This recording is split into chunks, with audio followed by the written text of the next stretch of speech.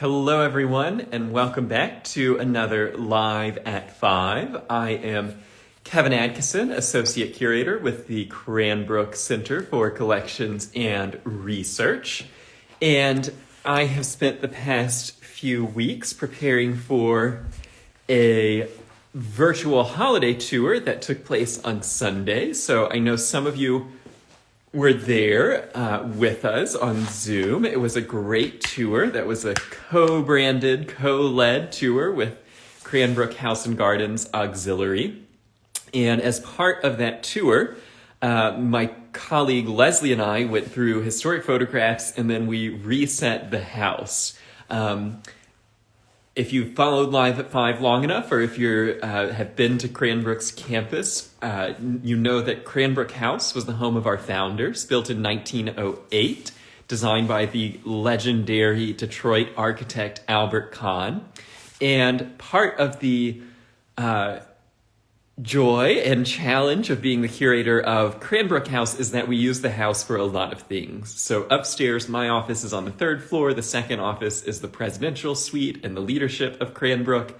And then the first floor we use for everything from board meetings to dinners to special events. And so doing this tour on Sunday was a cool opportunity for me as the curator to go into the archive and to pull out a bunch of stuff that was in the house that we still own, but that we can't ever leave on display, in part because we don't sit in any of this furniture.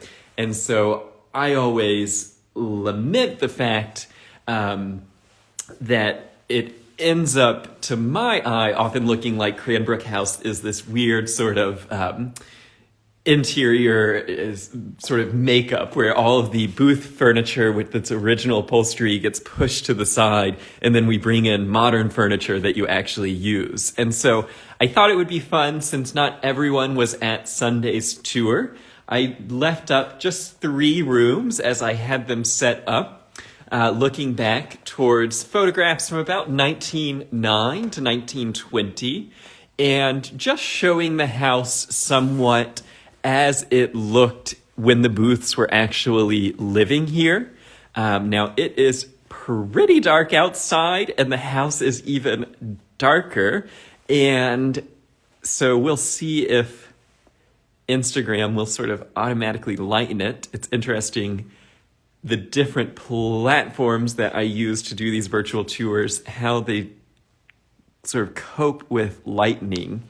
So I thought today, if anyone has any comments as I walk through these spaces, if you have questions or comments or want me to focus on one item or another, just type it into the comments. And if not, I will talk about some of my favorite items. Now, I see Miss Lynn have joined. I see my father is here, my sister, Lynette. So I do know a lot of you were actually at the tour on Sunday. And so the things that I pulled out have not changed. So we're going to look at them again, and they're beautiful enough to do another viewing.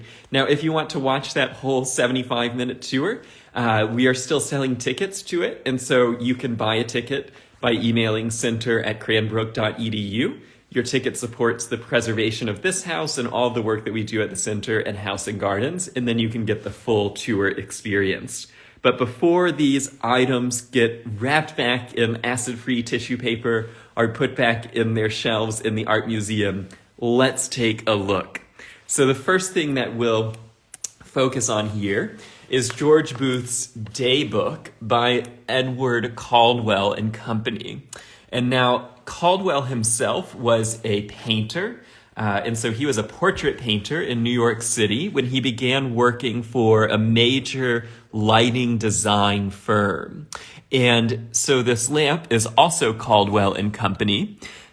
And the firm that Caldwell was working for first, they made a lot of gas lights, they made a lot of candles and oil lamps, and they began getting into electric light. Now, Caldwell, who has an incredible exhibit online on the Smithsonian Museum of American Art page. So if you want to learn a lot about Caldwell, he was pretty fascinating.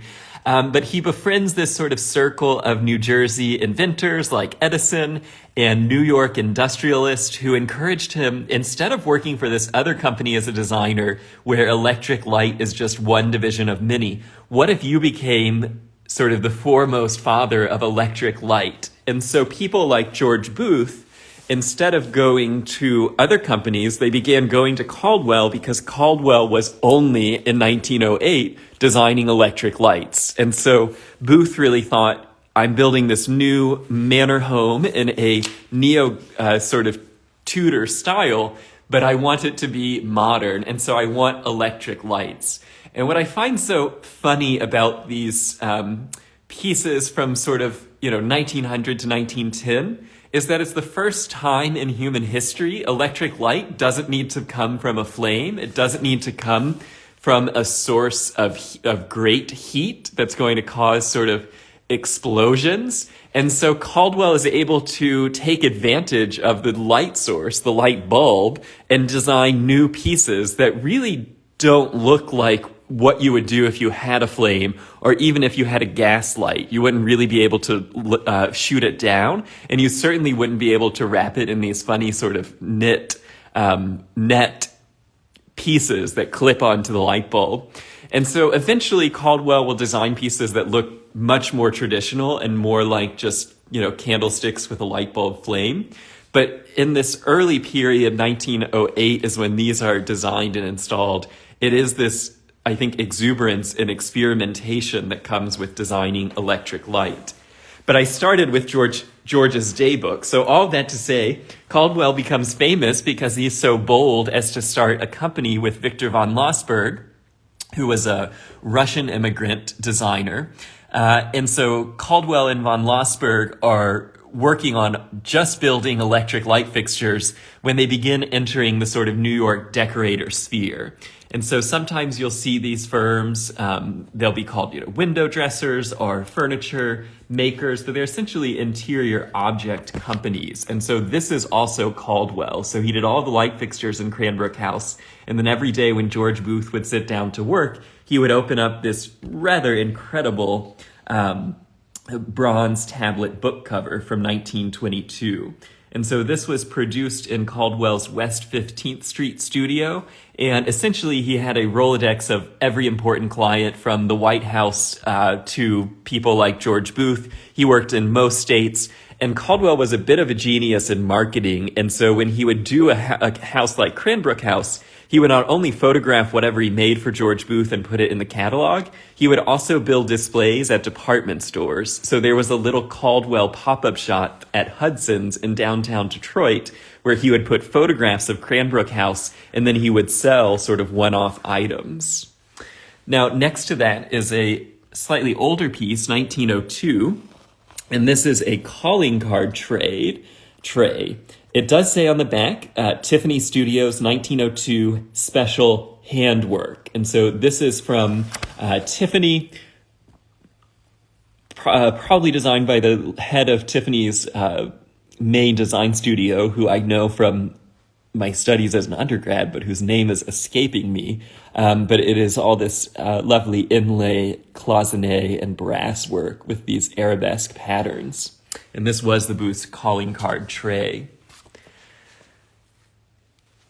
There's also this wonderful little bookend that says, "For a jolly good book, whereon to look is better to me than gold." And then this wonderful Oriole flambe base, and you can sort of see the Oriole bird just popping out there with his beak, and there are people riding the back of the bird. Straighten the camera out. And the flambe technique is just the glaze that is used.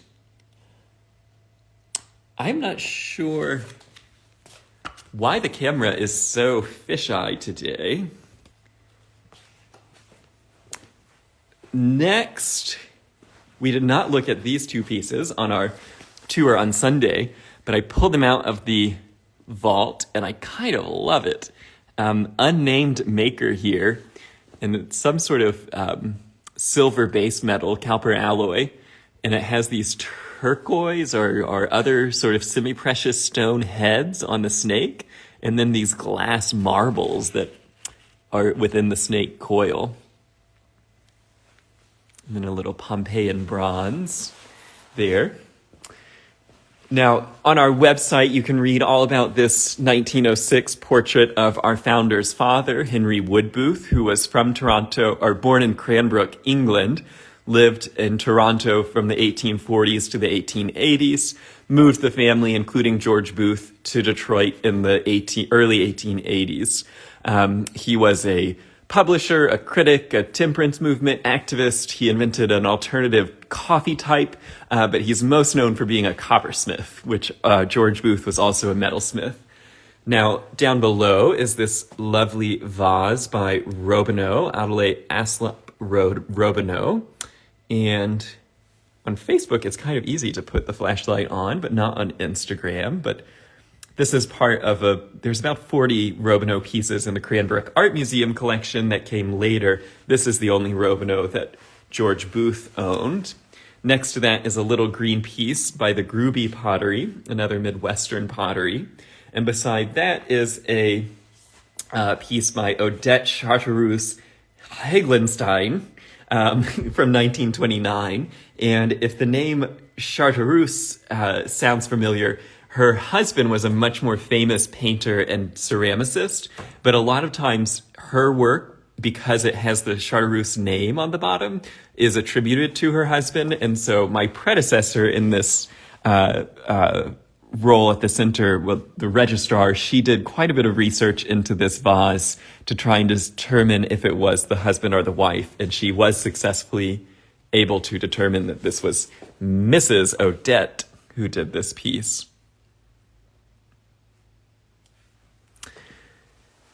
Next, what about this rug? So the polar bear skin rug was in the house by 1909. We would not do this today, though I see that Sean is watching from Canada, where you can still legally buy polar bear rugs, and polar bears are not endangered, and they're hunted by a number of indigenous communities who use the bears in traditional ways for food, for resources, and then also sell the bearskin rugs. And it's still a major source of economic income for these communities in the Arctic Circle. Now, our bear has been at Cranbrook for quite a while. This one is not the exact rug that the Booths had. That rug is lost, but this is one at the Institute of Science that has been here since the 1950s. And it certainly was popular. This is, the age of Teddy Roosevelt and westward expansion and hunting. And so the Booths had not only a polar bear rug, they also had a leopard rug, they had a black bear rug, and then they had a number of exotic animal upholstery items. What's interesting, as I was going through the historic images, the way that Leslie and I did this is that she, as the registrar, we essentially gathered all the images together, put them in a PowerPoint, and then put little numbers on everything we could see in the picture to try and determine what was still at Cranbrook and what isn't here. And with the polar bear, with all the furs, they're all sort of gone by 1929 for sure. And so I don't know if it was just changing taste. I can't imagine that they were having sort of moral issues with furs at the time, because that would have just been so far outside of the societal view of animal skins. So it must just be a sort of decorating taste that in 1909 it was very fashionable to have these taxidermed furs. And by 1929, that was very much behind in the past. What's always intrigued me about the Booths and taste is that they established the 6 institutions, one of which is an art academy, and yet the amount of things in this house from the art academy that they established, they have some close to 25 years that they could have bought things next door at the art school they established and paid for out of their pocket, and yet they don't do it. And so I really don't think the Booths were modernist at all, and I sometimes wonder the trajectory of the Academy of Art away from the arts and crafts sort of so quickly. that they're winning, Museum of Modern Art competitions by 1935 from the Art Academy. If like George Booth was horrified by this, if it was just great news to what he had established but wasn't his interest. So this house does evolve up to 1949 when George passes away, but it does not evolve in a sort of modern sense. It just gets more tapestries and more embroidered furniture and less animal pelts. So it is an interesting sort of evolution. Now, sign up, take the Christmas tour, and you can learn more about each of these items. These are all pieces that George Booth purchased from the Detroit Society of Arts and Crafts, which, of course, he was one of the co-founders of. He was the first president. And so the way that these pieces, only the Pewabic vase is actually a Detroit-made piece, and the little Adam and Eve vase was made here at Cranbrook. But these are Oscar Bruno Bach, the German-American metalsmith who we looked at last week with the Peacock Gate. This is an output from his New York studio that would have been sort of loaned out for exhibition at the Detroit Society of Arts and Crafts. And then George Booth would have purchased it out of the Society showroom. And it still has its original Oscar Bach pulls on it. The lampshade was reproduced in 2006.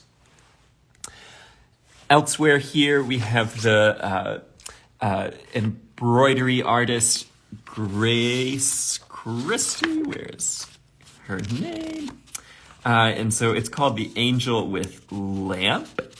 And another piece that was shown here at the Society. Yes, Grace Christie. And this was purchased in 1919 at the Society of Arts and Crafts and was one of the first pieces given to Cranbrook Art Museum in 1930. Now, the mission of the Art Museum has changed over the years, and so now this is back in the Founders Collection. So it has returned to my division, not the Art Museum's division. Not that it really matters. It lives at the Art Museum full time because it's so fragile. But I do think it shows the sort of evolution of Cranbrook Art Museum from this place where George Booth envisioned it really as an arts and crafts enterprise, showing the history of art. And it evolved into a modern, contemporary sort of Kunsthal, where pieces like embroidery work are not quite as celebrated. Next is this little ivory portrait of Helen Plum, who is the secretary of the Detroit Society of Arts and Crafts. And this was painted by Alexandrin Mcewen. If you're intimate with Cranbrook, you probably know Catherine Mcewen, who did the frescoes at Christchurch Cranbrook and Cranbrook School for Boys and Studio Loya Saarinen. This was her sister. They lived in Detroit most of their life until the 1930s when they packed up and relocated to a dude ranch in Arizona, where the sisters lived out their lives with another group of Midwestern women who all relocated to Arizona and all resisted the charming wiles of the men of the Detroit Society of Arts and Crafts. So take that for what you wish. Here we see Mario Kobold, the Adam and Eve vase. And Kobold was essentially in residency here on the Cranbrook estate. And then Pewabic, which I've talked about so many times. This is a piece that was exhibited at the Detroit Society of Arts and Crafts, in which Mary Stratton said had a beautiful journey. And she would describe her glazes as being sort of, that one took a journey with the eye. And so this is her Iridescent Glaze. It took her over 9 years to figure out the formulation of different metal oxides, and then different gases within the kilns to cause chemical reactions on the surface of the pottery. And she was challenged to create these glazes by the great Detroit industrialist and collector of Asian art and whistler, Charles Lang Freer, whose collection is now the Freer Gallery in Washington. And Freer sent her a little fragment of a pottery with an iridescent glaze in 1903. And Mary Stratton spent the next 9 years creating her chemical glaze. And this was one of her proudest pieces and one that George Booth displayed here in the house for his entire lifetime. And I think it does show sort of Mary Stratton's she was always less interested in form than she was in glaze. And so it has this very functional, Asian-inspired form, but she is not, other than her sort of flower vases and her teardrop vases, this sort of blank functionality is really a vessel, if you will, of her glazes. Now, I'm going to put my camera down. I just washed my hands before we started, so I can handle this book here. And I think the fisheye is really going to help us. This is a 1922 Christmas present from George Booth to his son, Henry Booth. The other four kids got Packard automobiles that Christmas, brand new, from their mother, Ellen. But Henry had just bought his own car, and so he did not want a car. He wanted this book. And he would later go on to say, "Oh, where's your Packard? Because I still have my book." And this is a story written by the illustrator Jessie Burns, who was the daughter of a book publisher and illustrator. She had 4 siblings, all of whom were involved in the arts. And Jessie Baines became known for her illuminated manuscripts. And so this is gilding with watercolor, tempera. And then in this case, she actually did write the text. And so the text is inspired by Scandinavian myths, as well as sort of French poetry, ancient mythology. And each page is sort of more beautiful than the next. And it is on vellum, so it's on animal skin. It's kind of amazing. And I just love the fact that Henry, the baby brother, would just sort of twerpishly say, like, "Oh, do you still have that 1922 Packard? Oh, you don't? Because I still have my book."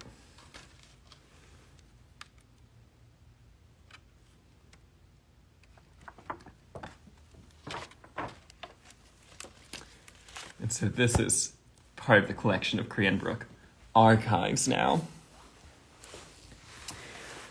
Now, the Detroit Society of Arts and Crafts showroom, it really sold everything. So George Booth bought the Savagniola Chair by the great Boston woodcarver, Johannes Kirschmeyer. This was purchased by the Society of Arts and Crafts for theater shows, and so it was used in a number of shows in 1919, 1920. And in 1921, George Booth bought it and used it here in the house with these monks on either side. And then I had actually never noticed this until I was preparing for the tour. Oh, and you're not going to notice it either because there's no flashlight here. There's actually a dragon on the back scissor. But even things like these Asian-inspired nesting tables are from the Detroit Society of Arts and Crafts, as well as this Kobold here, and this beautiful little silver piece by Omar Ramsden, who is an English silversmith. And so it's a lidded silver bowl. Now, what else would we like to look at? The Instagram camera does not at all brighten the picture. It actually looks kind of darker on camera than it does in person. So I think I will, seeing no questions, just impressive comments, I'll move into the last room that I thought we would look at together, which is George Booth's old country office. And so in 1918, he put the west wing of the house on, and his office moved into that wing. This then became Ellen's sitting room, and it was restored in the 1990s back to George's period of interest. And we see here another work. Okay. And we don't have internet here in the office, so if you're just joining us, we're looking at just some pieces at Cranbrook House. Here's another piece by Oscar. Created the peacock gates at Cranbrook School for Boys. Also made this smoking stand, which begs the question, did George Booth smoke? And I don't actually know the answer, but he had this wonderful sort of ghost ship smoking stand, and then another lamp from Caldwell and Company. So I think that's enough for us to see today for Live at 5. Again, I set all this up for the holiday tour on Sunday. I'll be taking it down in the morning. So if you want to take that tour, will be on YouTube soon. We are still selling tickets to it. Of course, the only way that the center is funding its operations now are through these paid lectures and events. And so your support, I know that we do these Live at 5 for free, but your support with the paid tours are what keep us in business and keep me a job. So if you enjoyed this taste of Cranbrook House, you can sign up and you can take the tour of the whole first floor. I will be back next Tuesday for another Live at 5, and then of course I'll be on Facebook tomorrow. And Sean, the Toronto connection is interesting. Any artifacts from up here laying about that you've come across? Yes, we have one piece of Canadian ironwork. Of course, George Booth's ironwork, Booth and Evans, was in Windsor. He established that when he was living in Canada, and then he maintained it all the way through the 1930s. And so they created all the ironwork at the Hockey Hall of Fame, which is the original Bank of Montreal in Toronto. And I think the only piece of Booth and Evans that I have quickly available is this table here. And so this would have been made in Canada. There's not a lot of other sort of Toronto-related pieces, though I do know the Booth family home still survives, and I have the address. I could send it to you. Wow, you can't see this at all. But it is a beautiful table from 1886, and it was designed by George Booth. A lot of the literature will say it was also made by George Booth, but I cannot imagine the owner of the ironworks was down in the forge. Maybe he was, but I attribute it designed to George Booth, manufacturer Booth and Evans, 1886.